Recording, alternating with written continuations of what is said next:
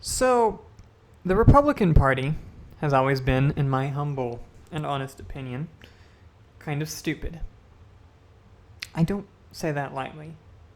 They have. They've been consistently, at least the religious right, or religious conservatives, have always been in a science denial mode, starting harmlessly with evolution, and then not so harmlessly with climate change. And now we've entered a period in which their science denial is actively killing people, and we're going to get more into that. But so I'm going to throw up the headline real quick. I do not think it is hyperbole now to call them the party of death. Yes, that's very rhetorical. That is very much what you would do on a political line. I think it is somewhat an honest statement. So let's just play some Tucker Carlson, and we're going to show you. This is from yesterday's, I think, Monday. I think this is from Monday's or yesterday's.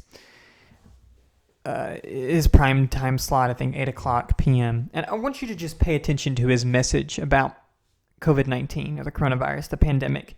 And as a listener, which if you're listening to me, you're probably not a listener, though I wish you were. I actually do want open discussions about this. I want to talk about this. I actually want conversations with people and open up a dialogue. And I can't, I'm probably going to be aggressive with this. This is all new to me. But let's listen to some Tucker Carlson. And let's dive into some of his points, barely whatever arguments they are. You listen, and here's why I'm so frustrated. All right, so up next, Tucker Carlson. Have you been to America lately? A lot of Americans really haven't. For months, most of us have stayed close to home. We had to. So the next time you get on a plane and visit a couple of American cities, you may be surprised, especially if you remember those cities well from before the pandemic. An awful lot has changed in a short time. Many stores and restaurants are closed. You expect that. Churches are locked on Sunday morning. That's weird. The streets seem empty except for the parks, which are full of the homeless. When you do see people, they tend to be wearing masks and they won't get close to you. It's a very strange experience. The country has changed a lot. The culture has changed a lot, and really not for the better. So the question is, how long will this last? How long do we have to endure this? When do we get our country back? When can we live like we used to live back in February? That question is too rarely asked, and in fact... So, I don't know his point behind that at all. So he starts off with saying, he starts describing this new pandemic culture that we're under. We're in post-lockdown. So we've got, people are wearing masks. People are avoidant of each other. Yes, unfortunately. And he is accurate about this. The lockdowns did cause a tremendous amount of economic damage. But it's his points there where he ties that in to the pandemic. And he's saying that, he's like, when do we get our country back? When do we revert from this culture of basically wearing masks? And I really am trying not to strawman him. It is clear that he is saying that the America we have now is not the America that we're used to.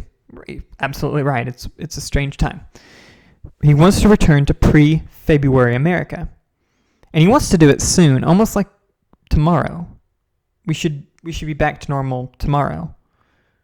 It seems like their entire message is this. They fight adamantly against masks. They do all of these things to fight this pandemic culture, which they're putting it under this umbrella of a culture.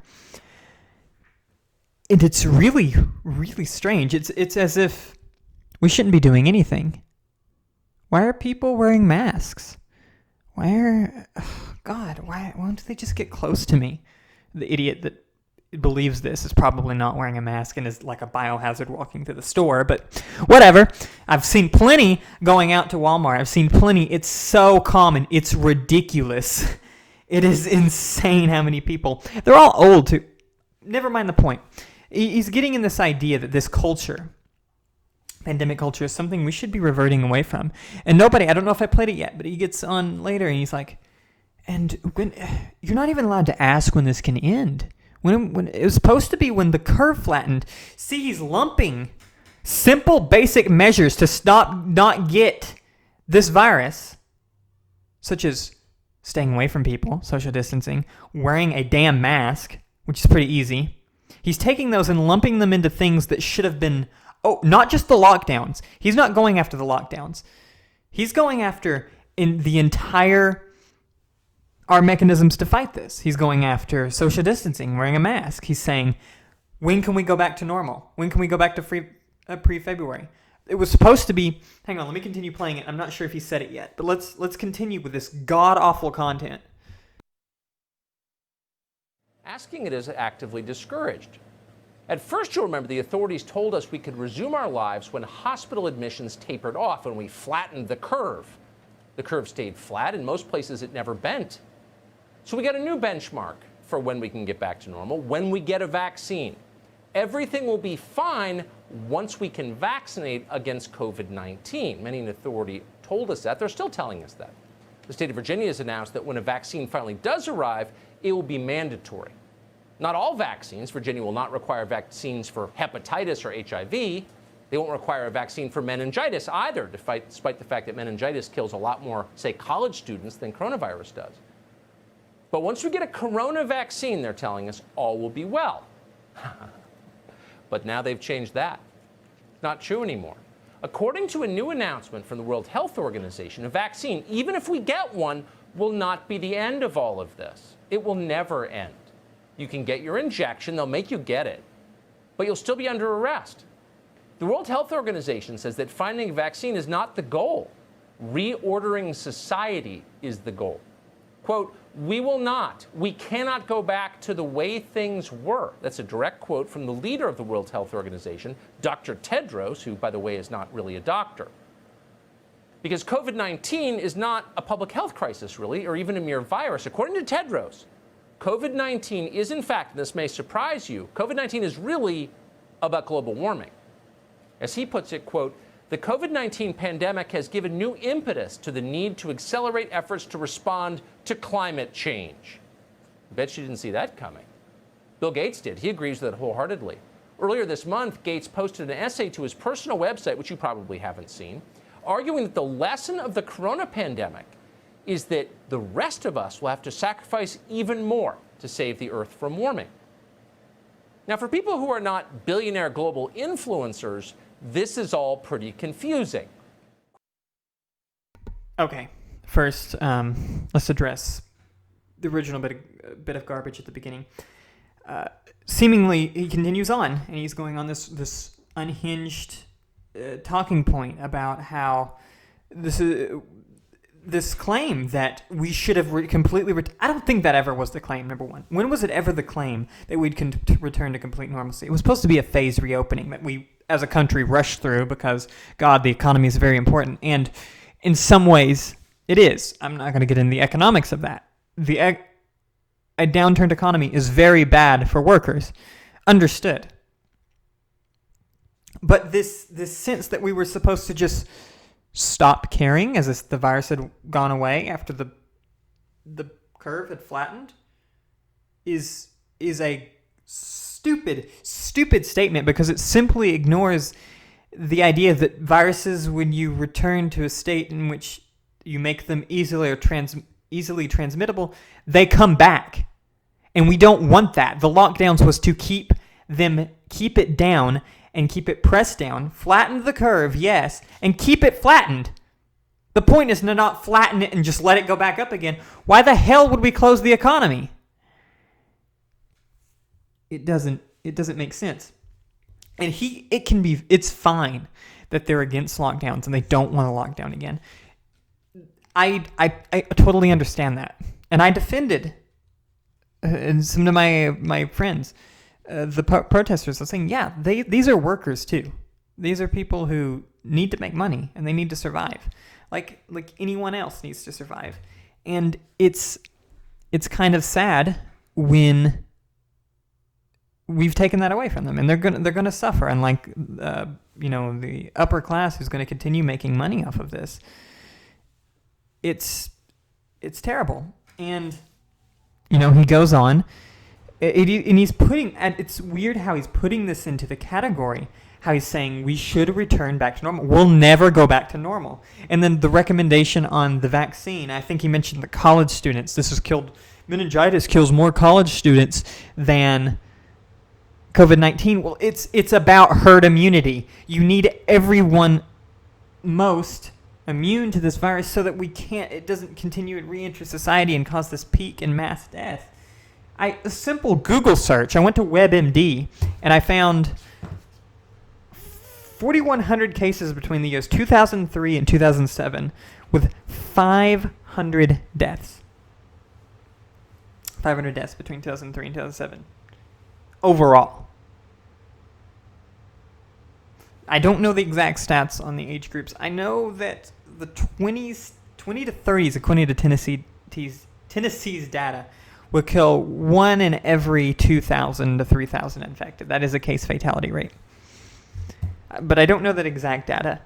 But otherwise, we need younger people immune so that we can also protect the older, in which vaccines might not work as well. That is a case. It's sometimes probable. And even in the sense, if we can save 1 in 2,000 lives who get it, why don't we just save them? What the hell? Like, what is this? Garbage. And of course he starts fear-mongering. We'll never go back to normal. I don't know the exact context. And I recommend that everyone goes look it up into what he said. But I'm willing to bet, and I don't know the context. I'm placing a bet now. You go look this up. When he was saying we shouldn't go back, it wasn't we'd never go back to normal. I think it was we shouldn't go back to normal. We can't go back to normal. Something like that. It was in that moment when there are infections rampant throughout some countries, and most notably the United States. We shouldn't go back to normal. We shouldn't have open schools. We shouldn't have. I understand why people want schools open, but we need to control this. And I don't understand how people let this go. This kind of media gets people killed. He's making it sound like it's over. It's done. Don't worry about it anymore. It's gone away. It's almost as if they're referring to it in the past tense. And what I don't understand is why they're targeting masks. They're targeting social distancing. Those, when recommended, actually might help the economy. If you can just get the idiots to wear it, they'll probably turn around. But those who are legitimately scared of this and going out because people don't wear masks might be more inclined to go shopping more. There may be some benefits to having people wear masks. But let's continue. Run it a little longer. And I'm gonna make my final point because stay for that because it's quite important. What does the coronavirus have to do with climate change? Well, for one thing, China caused both of them. That's the obvious link. But that is definitely not the point Dr. Tedros and Bill Gates are making. Both of them bow before China. They would never meaningfully criticize the Chinese government. So you can be assured that's not the connection they're drawing. No. For Dr. Tedros and Bill Gates, pandemic and climate change share a very different connection. Both are useful pretexts for mass social control. Both are essentially unsolvable crises they can harness to bypass democracy and force powerless populations to obey their commands. Now it makes sense. Ever wondered why our leaders consider the coronavirus a major public health crisis, but not, say, suicides and drug ODs? Well, this is why. When a 26-year-old mother in New Hampshire drops dead from fentanyl, Bill Gates and Dr. Tedros don't get more powerful. Her death is useless to them. So they don't care. Jesus Christ. I've not listened to that part before. But he goes on to this. Do you wonder why? They consider this a public health? It's the third leading cause of death now in the United States, with 5 million documented health cases, on which, deaths aren't all of it. You have people who are long hauling this illness, who have damage, who now will cost more to the healthcare of this country in the future. And I don't think about it just purely in an economical sense. It is totally that this will cause more damage to people. So that's important itself. But if we want to speak in conservative talk, then, it's actually going to cost more money for the healthcare system in the United States. So yes, we have a good proportion of people who have neurological symptoms, who have respiratory symptoms, and cardiac symptoms. Great, cool. That's okay. As long as they don't die, it's fine. If they're permanently scarred from it, I guess it doesn't matter as long as the economy keeps going. Second, it's killed 180,000 Americans. It is now the third. So this headline right here, this headline down here, the party of death, 180,000 Americans. Why is this a health crisis? Why is this a health crisis? Why are we doing anything about it? It's about control. Why is this a health crisis?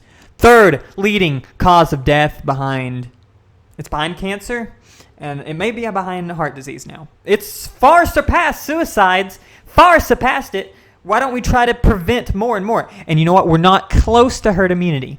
There are arguments. I've heard Sweden, whose cases have declined steadily, they flattened their curve. They may have reached herd immunity. People are saying, no, we have no evidence of that. I won't say anything. There is no evidence of that.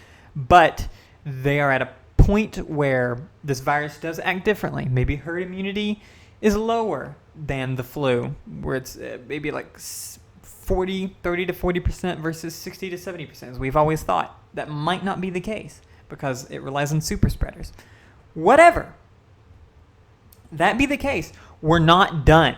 It will continue burning through the population and kill and kill and kill, and it will be at 180,000. It might make it to 200,000, and if we just keep letting it go, if there is not a lower threshold for herd immunity, it's going to get 300,000, and it may even hit, unfortunately, 400,000. I'm not trying to be alarmist there, but if you take 60% of 300 million and around 0.7% I think is an accurate fatality rate for this now, you're going to get quite a high number.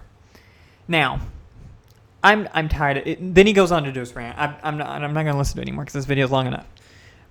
The point here now is this. If this party has always denied climate change as some sort of government takeover, and you know what? They could get away with that. They can get away with that. You know why they can get away with it? Because climate change is in the future.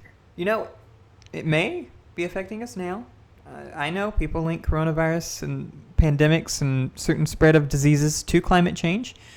Let's not even jump the gun. They're not related. Whatever. I don't believe that. But the evidence that climate change is occurring is there. But it's in the future. We don't have to worry about its effects right now because it's out there. It's not killing people, at least visibly, yet. So Republicans can continue denying it and saying that we don't have to do anything about it. Really easy to do. Really easy to do when it's not there. It's really easy to deny. COVID-19 is here. It's killing people. And this party, who's denied climate change for years and years and years, is now in a form of denial about COVID-19 while it is killing people. They're watching it kill people. They are probably causing people to get killed by listening to their shows. And it's out there. Global warming is the big threat that's out there. It's coming. But if they can watch COVID-19 kill now, watch it fill up hospitals and still play this stupid game, then how many Americans will lose their lives in the years to come? Who will be famished? Who will have to grow up in a world that is regrettably doomed to climate change? I use doomed, I don't mean that in a doomed sense, but the effects are going to be there. All because this party, and it's the same reason, the mechanisms to stop the pandemic hurt the economy. Except masks, that's arguable. But lockdowns, they hurt the economy. And it's true. I don't want lockdowns. But that's their reasoning. And that's all you have to say. But they jump to this giant, stupid-ass conspiracy. Climate change, on the other hand, also, it will hurt the economy. You're gonna tell businesses what not to do? It's the same tone. And it's about the economy more than it is anyone's life.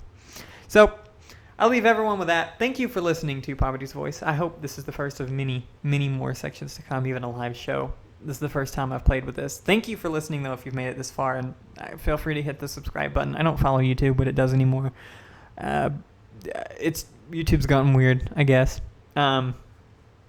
It's just a hobby of mine. I do want to interact. I actually do. I know I will get aggressive sometimes in these commentaries, but I actually do want a dialogue. And in dialogues, I really would try not to be like this. I think this is important to expect this to really push the point, but I want discussions about this. Either way, thank you for watching, and I really truly hope that you visit me next time. Thank you.